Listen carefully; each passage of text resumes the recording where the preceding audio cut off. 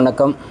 நடப்பு நிகழ்வுகள் 1/5/2025 காஞ்சிபுரம் மடத்தினுடைய 71வது பீடாதிபதியாக ஆந்திர மாநிலத்தை சேர்ந்த ஸ்ரீ சுப்பிரமணிய கணேச சர்மா திராவிட் பொறுப்பேற்றிருக்கிறார்.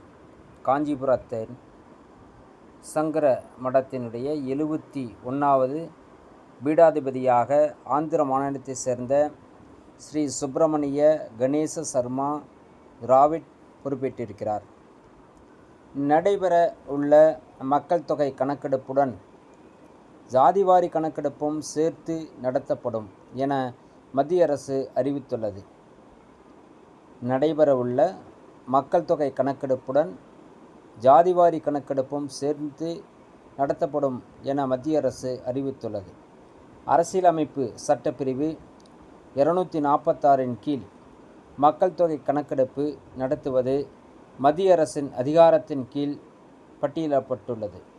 இதில் அரசியலமைப்பு சட்டப்பிரிவு 246 கீழ் மக்கள் தொகை கணக்கெடுப்பு நடத்துவது மத்திய அரசினுடைய அதிகாரத்தின் கீழ் பட்டியலிடப்பட்டுள்ளது.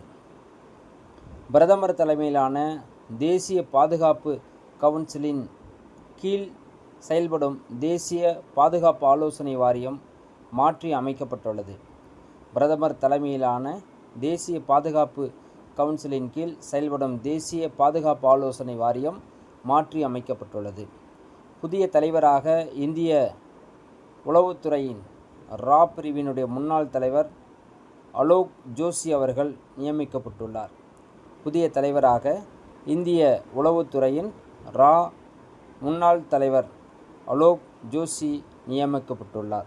நன்றி.